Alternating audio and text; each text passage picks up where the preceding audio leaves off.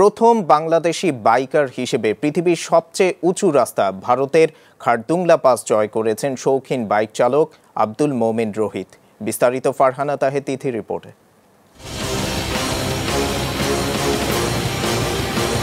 পাহাড়ের বুকে আঁকাবাঁকা বন্ধুর পথ, যা ক্রমেই উঁচু থেকে উঁচুতে উঠতে থাকে।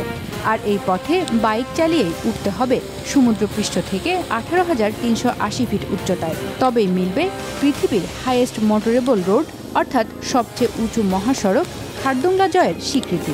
গত 27 আগস্ট প্রথম বাংলাদেশি হিসেবে আব্দুল মোমিন রোহিত নিজের বাইক চালিয়ে জয় করেন সেই খারদুংলা। খারদুংলা আরোহণ করতে রোহিত সময় নিয়েছেন 12 দিন। গত 15 আগস্ট কুমিল্লার বাসা থেকে যাত্রা শুরু করেন তিনি। কলকাতা, লখনৌ, দিল্লি, চণ্ডীগড়, জম্মু কাশ্মীর, শ্রীনগর, লাদাখ ও লে হয়ে খারদুংলায় পৌঁছান রোহিত।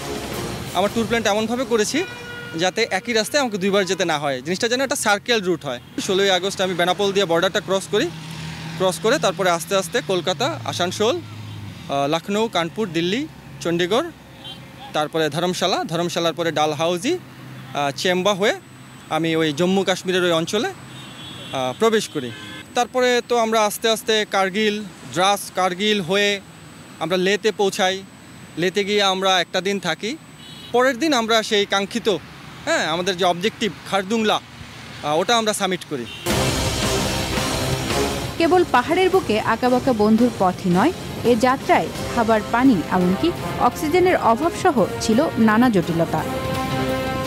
আমি সারা ট্যুরে যতটুকু না ডিফিকাল্টি ফেস করেছি, তার চেয়ে অনেক বেশি ডিফিকাল্টিস ফেস করেছি আমার বাইকটাকে ওপারে নিতে। শ্রীনগরটাকে অ্যাভয়েড করার কোনো উপায় ছিল না। ওই কারফিউর মধ্যেও অনেক ভয় নিয়ে মোটামুটি পার হয়েছি, কারণ কিছু দূর পরপরই গণ্ডগোলের চিহ্ন দেখা যাচ্ছিল রাস্তায়।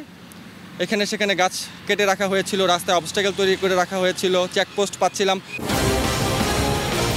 সব বাধাকে পেছনে ফেলে জয়ের নেশায় তিনি পার করেন এই দুর্গম পথ, অর্জন করেন নিজের বাইক নিয়ে প্রথম বাংলাদেশি হিসেবে খারদুংলা আরোহণের গৌরব।